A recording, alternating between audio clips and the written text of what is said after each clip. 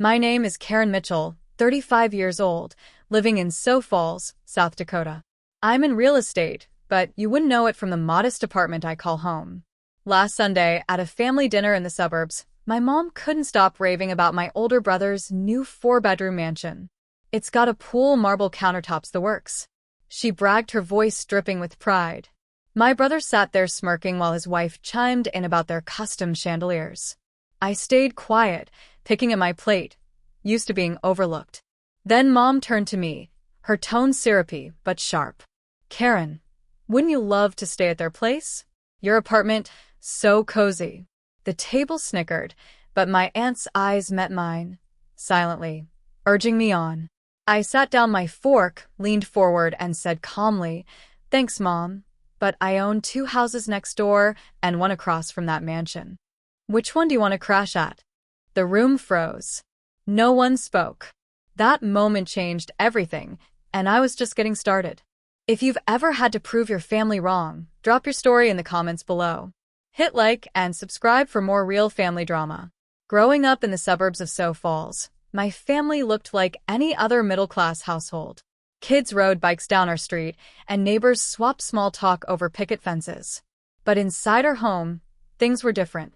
My mom had a favorite, and it wasn't me.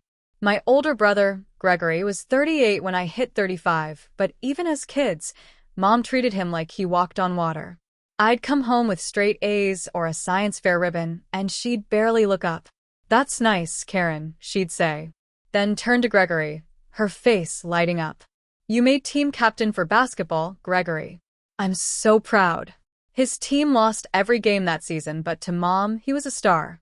I remember one spring spending weeks on a model rocket for a school competition. I poured my heart into it, gluing every piece with care. It won first place, and I ran home clutching the blue ribbon. Mom was helping Gregory with his math homework. Fractions again. We'll check it out later, she said, eyes fixed on his notebook. Later never happened. But when Gregory scored 1 basket in a blowout loss, Mom clapped like he'd won the championship. I stood there, ribbon in hand, feeling invisible. It wasn't just school. I joined the debate team in middle school, practicing arguments until my voice was. I won regionals, got my picture in the Sioux Falls paper. Mom didn't show up.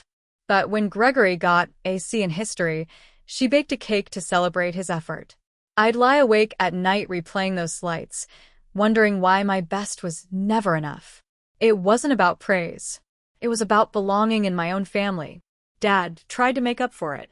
He'd see me go quiet, take me to the park, and push me on the swings. You're going to do big things, Karen, he'd say. His voice steady, but low, like he didn't want Mom to hear. He never stood up to her, though. When she went on about Gregory's potential, Dad's mouth would tighten, but he'd stay silent, keeping the peace. I wished he'd say something, anything to make her see me. One summer, I built a birdhouse for a woodworking class. It was simple, but I carved my initials into the wood, proud of every nail I drove straight. I showed it to Mom, hoping for a spark of interest. She glanced up from her magazine. That's cute, she said, then went back to reading. The next day, Gregory broke his skateboard trying some stunt. Mom spent hours comforting him, promising a new one. My birdhouse sat on my shelf, forgotten. Aunt Beatrix, Dad's sister, was different. She'd visit during holidays, bringing me books on architecture or astronomy. Keep going, kid, she'd whisper, squeezing my shoulder. You're special. Once, when I was about 12, she saw me sulking after Mom praised Gregory for tying his shoes right. She pulled me aside, handed me a journal, and said, Write your dreams here. They're yours, not hers. That journal became my sanctuary where I sketched plans for a future no one could ignore. High school was my turning point. I stopped chasing Mom's approval. I dove into every project, every club, determined to carve my own path. I read about real estate, fascinated by how people turned smart investments into empires. It wasn't just about money. It was about building something solid, something Mom couldn't dismiss. Every time she bragged about Gregory fixing his bike or joining a school play, I'd think about the houses I'd own one day. I wasn't just competing with him. I was out to outshine everyone's expectations. There was this one moment that stuck with me. In 10th grade, I organized a school fundraiser for a local charity. We raised enough to buy books for kids in need, and the principal called me to the stage to thank me. I looked out, hoping to see Mom in the crowd. She wasn't there. Gregory had a soccer practice that day, and she was cheering him on even though he spent most games on the bench. I gripped the microphone, smiled, and promised myself I'd never let her indifference hold me back. Looking back, I don't think Mom meant to push me away. Maybe she thought Gregory needed her more. Or maybe she saw her younger self in him. But it didn't matter. The constant comparison, the way she brushed off my achievements, it built a fire in me. I wasn't just going to succeed. I was going to make them all see what they'd missed. And I'd do it without her applause on my own terms. After leaving home for college, I started my own journey. I earned a full scholarship to the University of South Dakota, studying business with a focus on real estate. My professors saw potential in me, assigning me to lead group projects and praising my knack for numbers. By my junior year, I was interning at a local real estate firm, learning how to spot undervalued properties and flip them for profit. It felt like solving a puzzle. Every deal was a challenge I could conquer. After graduation, I didn't rush back to Sioux Falls.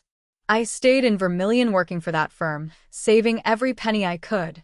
My first big move was buying a small duplex at 23, fixing it up and renting it out. The rental income gave me a taste of what was possible. Over the next few years, I bought more properties.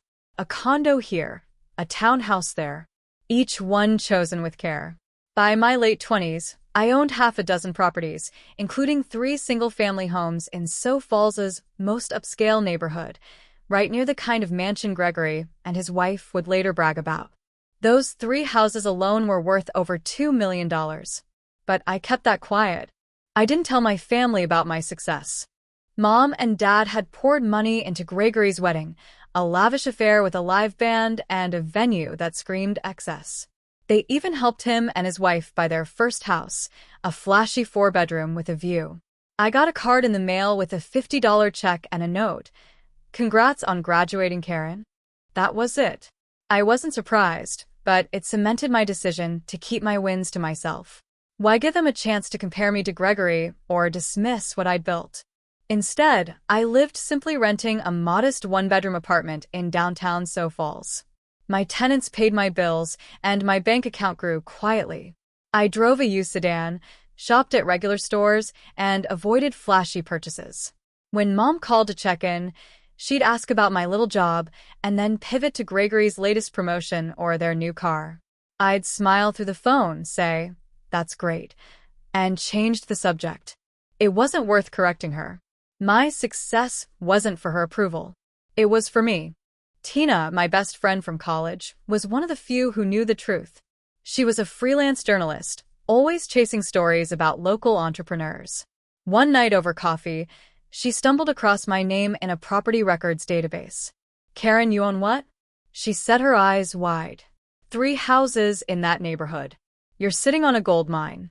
I laughed it off, but she pushed me. "Why hide it? You're killing it. Own that success." I shrugged, stirring my coffee. "It's not about them knowing. It's about me knowing." Tina shook her head, but didn't press further. She respected my choice, even if she thought I should shout it from the rooftops. Meanwhile, Gregory and his wife leaned into their showy lifestyle. They'd post pictures of their vacations, their designer clothes, their oversized SUV. Mom would forward me those posts, gushing about how well they were doing. I'd scroll past unimpressed. I knew the math. Their spending didn't add up. A friend in finance mentioned Gregory had taken out a second mortgage to keep up appearances. I didn't say a word. Let them think they were winning. My properties were generating steady cash flow, and I was already eyeing my next investment, a commercial lot downtown. What drove me wasn't just the money. It was the control, the independence, the proof that I didn't need anyone's validation. Every deal I closed was a reminder of what I could do despite Mom's indifference or Gregory's shadow. I'd walk through my properties, sometimes checking repairs or meeting tenants, and feel a quiet pride. These weren't just houses. They were my empire built brick by brick, without a single handout. I never let myself forget why I started. Growing up, I'd been the kid Mom overlooked, the one whose trophies didn't matter. Now, I was the woman who owned half the block where Gregory's mansion stood. I kept that secret close, not out of shame, but strategy. One day, I'd show them, not to boast, but to make them see what they'd missed. Until then, I worked, I planned, and I waited. Last Sunday, I drove to my parents' house in the suburbs of Sioux Falls. It was one of those family dinners Mom insisted on, the kind where everyone pretends to get along. I walked in, greeted by the smell of her signature roast, and took my seat at the table. Mom was already in full swing, raving about Gregory and his wife's new mansion. "It's got a heated pool, Karen," she said, her voice brimming with awe. "And those custom drapes in the dining room, imported from Italy." Gregory nodded, a smug grin spreading across his face. "Took us months to pick the perfect chandelier," he added, leaning back in his chair. His wife chimed in her bracelets, clinking as she gestured. "The walk-in closet alone is bigger than most people's bedrooms," she said, tossing her hair. Mom clapped her hands, delighted.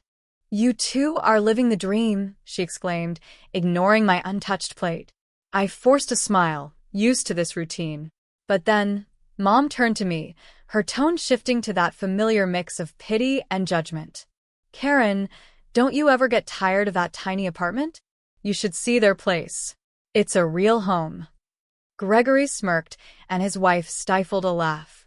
I gripped my fork tighter, saying nothing. Aunt Beatrice, sitting across from me, caught my eye. She didn't speak, but her steady gaze felt like a lifeline, urging me to hold my ground. I nodded slightly, grateful for her quiet support. Dad, as usual, stayed out of it, slicing his roast with surgical focus. The table chatter went on, with Mom describing every detail of Gregory's mansion, the granite countertops, the surround sound system, the backyard pergola. "They're hosting a charity gala there next month," she boasted, as if I hadn't organized fundraisers of my own in high school. Then came the bombshell. Mom set down her wine glass, her face serious.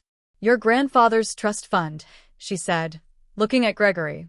"We've decided it's best to pass it all to you and your wife. You're building such a bright future." My stomach dropped. Years ago, Mom had promised that fund, a modest but meaningful inheritance, would be split between me and Gregory. I'd counted on it early in my career, back when I was scraping by to buy my first property. I stared at her, waiting for an explanation, but she avoided my eyes. Gregory leaned forward, all too pleased. "Well, put it to good use, Mom," he said. "Maybe an extension for the guest wing." His wife nodded eagerly. "Or a new deck for summer parties," she added, her voice dripping with entitlement. I felt heat rising in my chest, a mix of betrayal and fury. Aunt Beatrix's hand twitched like she wanted to say something, but she stayed silent, her eyes still locked on mine. Dad shifted in his seat, his knife scraping the plate, but he didn't look up. I took a slow breath, trying to keep my voice steady. "Mom, you said that fund was for both of us." I said each word deliberate. She waved a hand dismissively. "Karen, you're doing fine in your little apartment. Gregory needs it more. He's got a family to think about." That was the last straw. My whole life I'd swallowed her slights, her favoritism, her refusal to see me. I thought of my properties, my years of hustle, the empire I'd built without a cent from her or Dad. Gregory sat there basking in her praise while his wife planned how to spend money that was supposed to be mine, too. I glanced at Aunt Beatrice again, her nod so subtle only I caught it. My heart pounded, but I kept my face calm. I wasn't the kid with the forgotten birdhouse anymore. I'd worked too hard, sacrificed too much to let this slide. Mom went back to praising Gregory's vision for the trust fund, oblivious to the storm brewing inside me. "You should be proud of your brother," she told me, as if I'd done nothing worth noticing. I set my fork down, my hands steady, despite the anger coursing through me. I wasn't going to let her rewrite my worth again. Not this time. I'd spent years building something bigger than their mansion, and I was done staying silent. When Mom declared the family trust fund would go to Gregory, I couldn't stay silent anymore. I set my fork down, the sharp clink, silencing their chatter. Every head turned. I leaned forward, my voice steady, but laced with years of pent-up frustration. Mom, you promised that trust fund was for both of us. But you know what? I don't need it. I own 3 houses right next to Gregory's so-called mansion. They're worth over $2 million. Pick one if you ever want to visit. The room went still like someone had hit pause. Mom's wine glass froze midair, her eyes wide with disbelief. Gregory's smirk vanished, his face paling as he stared at me dumbfounded. His wife's bracelet stopped clinking, her mouth half open in shock. Aunt Beatrice across the table gave me a look that screamed pride, her lips twitching into a barely concealed smile. Dad's knife hovered over his plate, his eyes meeting mine for the first time all night. I didn't wait for them to recover. The weight of decades of being sidelined poured out, each word deliberate and cutting. Let's talk about fairness. Mom, I said, locking eyes with her. When I was 12, I won first place for my model rocket. You were too busy helping Gregory with fractions he never mastered. In 8th grade, I led the debate team to regionals, and you threw a party for his C in history. In high school, I organized a fundraiser that bought books for kids in need, and you were at his soccer practice cheering for Benchwarmer. Every time I achieved something, you looked right through me. Mom's face flushed, her lips parting, but no words came out. I wasn't stopping now. I built my life without a dime from you. I continued, my voice rising slightly. No trust fund, no handouts, just my own work. Those 3 houses, I bought them myself while you were paying for Gregory's wedding and his down payment. I reached into my purse, pulled out a folder, and slid it across the table. Property deeds 2 are next door to Gregory's place. 1's across the street. I've been his neighbor for years, and you never even noticed. The folder landed with a soft thud, the sound louder than it should have been in the stunned silence. Gregory grabbed the folder, his hands trembling as he flipped through the pages. This is fake, he stammered, his voice high and unsteady. You're lying, Karen. His wife leaned over, her eyes, scanning the documents, narrowing with suspicion. You live in that tiny apartment. She said, her tone sharp but uncertain. This is some kind of stunt. I smiled, cold and unflinching. That apartment, I rent it to keep things simple. My tenants cover my bills. But you might want to check your own finances. Word is you're juggling a second mortgage to keep up that lifestyle. Gregory's face drained of color, and his wife's jaw tightened, her bravado crumbling. The deeds were real, stamped and notarized, undeniable. Mom found her voice, her tone sharp with indignation. Karen, how dare you speak to your brother like that? He's worked hard for everything. I let out a short, bitter laugh. Worked hard? You paid for his house, his wedding, and now you're handing him Grandpa's trust fund. What did I get? A $50 check for graduating college, and a pat on the head. Aunt Beatrice coughed, barely hiding a smirk, her eyes, urging me to keep going. I straightened my voice, cutting through the room. I'm done letting you act like I'm nothing. I've built an empire bigger than anything you've given Gregory, and I did it despite your indifference. Then Dad spoke, his voice low, but steady like a dam, finally breaking. She's right, Vivian. The room froze again, every head snapping toward him. Mom's eyes blazed, her voice a hiss. Charles, don't you dare. But Dad didn't flinch. You've favored Gregory since they were kids, and it's hurt Karen her whole life. Look at what she's accomplished. She doesn't need your money. But she deserves your respect. His words landed like a thunderbolt, heavy and final. Mom's face twisted with shock and fury, her hands gripping the table. Gregory shifted in his seat, his confidence gone. His wife stared at the floor, her earlier swagger replaced by silence. I stood, pushing my chair back with a scrape. I'm not here to beg for your approval, I said, my eyes sweeping over Mom, Gregory, and his wife. I've spent years proving my worth, and I'm done letting you pretend I don't exist. Gregory, enjoy your mansion. I own the block around it. Mom, keep your trust fund. My legacy is bigger than anything you've handed him.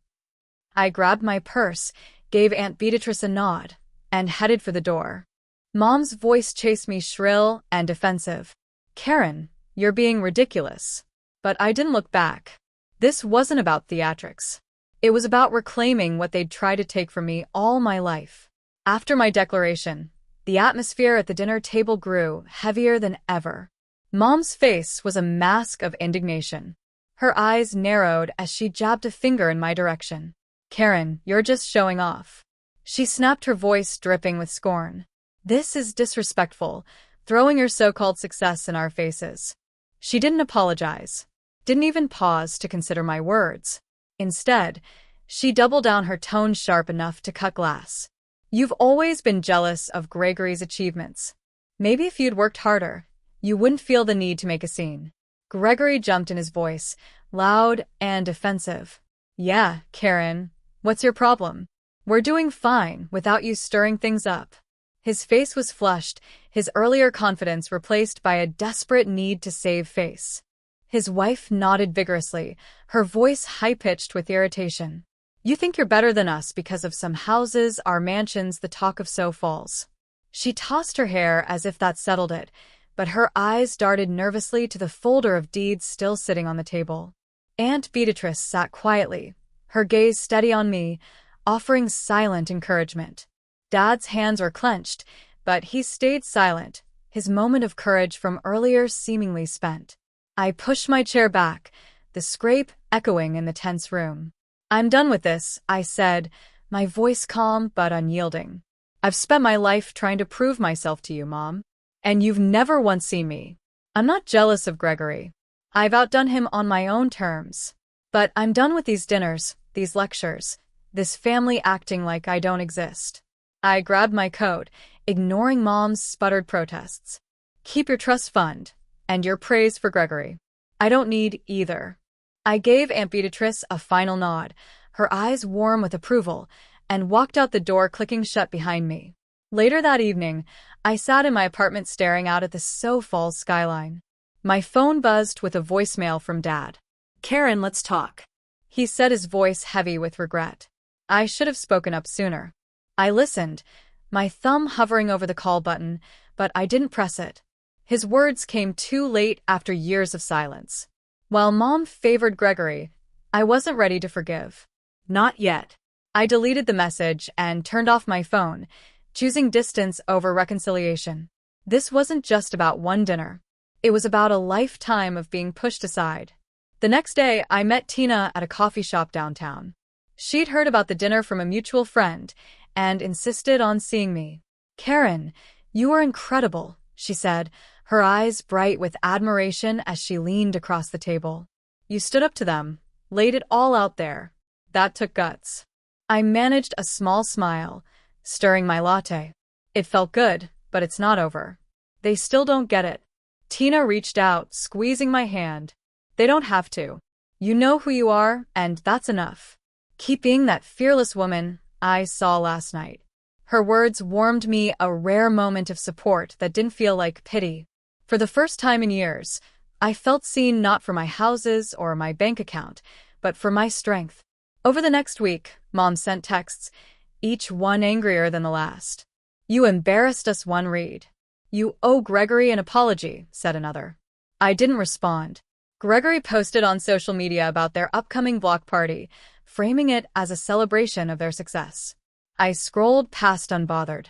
His wife shared photos of their pool captioned with vague jabs about jealous relatives. I blocked them both. I wasn't playing their game anymore. My properties were thriving, my tenants reliable, and my plans for a new commercial lot were moving forward. My life didn't need their validation. Dad called again a few days later, leaving another voicemail. "Karen, I'm proud of you," he said, his voice softer this time. "I messed up staying quiet all those years. Please, let's talk." I listened to my chest tightening, but I didn't call back. His support now couldn't erase the years he'd let Mom's favoritism slide. I wasn't closing the door forever, but I needed space to protect what I'd built. Not just my empire, but my sense of self. I deleted the message and focused on my work. My resolve stronger than ever. I made a decision that week. No more family gatherings. No more pretending we were a unit. Mom's refusal to acknowledge her bias. Gregory's need to cling to his image, and his wife's petty jabs showed me they'd never change. Aunt Beatrice sent a text, short and simple. "You did good, kid." It was enough to know she understood. Tina's encouragement lingered too, a reminder that I didn't need my family's approval to move forward. I'd spent years building a life bigger than their expectations, and I wasn't going back to being the invisible daughter. 3 months after that dinner, I got word from Aunt Beatrice. Her text was brief, but it carried weight. Gregory and his wife were in trouble. Their spending had caught up with them and their mansion, once the pride of Sioux Falls was on the market. A mutual acquaintance in real estate told her the bank was pushing for foreclosure after they defaulted on their second mortgage. They'd burned through savings, racked up credit card debt, and couldn't keep up with their lavish lifestyle. By the end of the month, they'd sold the house at a loss and moved into a one-bedroom apartment on the edge of town, a far cry from their heated pool and imported drapes. Aunt Beatrice also mentioned Mom and Dad. Their marriage, already strained, had cracked under the weight of my revelations. Dad had confronted Mom about her favoritism, admitting it had torn our family apart. Their arguments grew frequent, spilling over into late-night shouting matches that neighbors overheard. Mom refused to back down, insisting she'd done right by Gregory. Dad, for once, didn't stay silent. He moved out to a small condo near downtown, leaving Mom alone in their suburban house. Aunt Beatrice said he looked tired, burdened by years of enabling Mom's bias, without speaking up. Meanwhile, I'd been busy. I'd launched a charitable foundation focused on education using profits from my properties to fund scholarships for kids from low-income families. The first event was a quiet success, awarding grants to 10 high schoolers for college. I named it the Horizon Fund, a nod to the future I wanted to build for others, not just myself. Standing on a small stage at a community center, I watched those kids' faces light up, their parents teary with gratitude. It felt like the kind of impact Mom never thought I could make. My properties kept generating income, and I was already planning to expand the fund to include mentorship programs.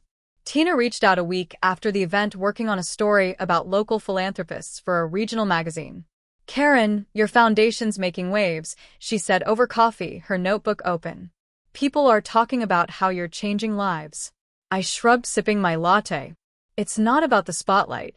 It's about doing something real." She grinned, scribbling notes. "That's why it's a story. You're not just successful. You're making a difference." Her article, published a month later, highlighted my work without mentioning my family. I appreciated that. My achievements stood on their own, not as a jab at Mom or Gregory. Mom tried calling a few times, leaving voicemails that ranged from defensive to pleading. "Karen, we need to talk as a family." One said another, "You've made your point now. Stop this nonsense." I didn't respond. Gregory sent a single text accusing me of ruining everything with my stunt at the dinner. I blocked his number. His wife's social media posts had shifted from poolside boasts to vague complaints about tough times. I didn't care to engage. My focus was on my life, my tenants, my foundation, my plans for a new commercial property downtown. Their downfall wasn't my goal, but it was a consequence of their choices, and I felt no guilt. 6 months after that dinner, I sat on my apartment's balcony, looking out at the Sioux Falls skyline. The city lights stretched out, a reminder of how far I'd come.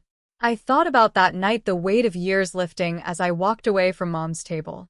Cutting ties wasn't easy, but it was freeing. I'd spent my life chasing their approval, only to realize I didn't need it. My success, my foundation, my peace. Those were mine, built without their help or acknowledgement.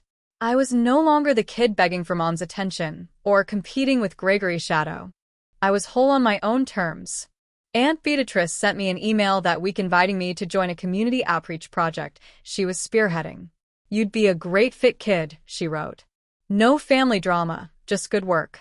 I smiled, grateful for her support, but I declined to involve myself in anything tied to Mom, Dad, or Gregory. Aunt Beatrice understood, never pushing me to reconcile.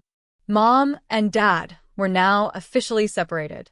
Their marriage, a casualty of unspoken truths, finally laid bare. Gregory and his wife were scraping by their apartment, barely covering their debts. Friends mentioned they'd stopped hosting their lavish parties, their social circle shrinking as their money ran dry. Looking back, I saw the cost of Mom's favoritism.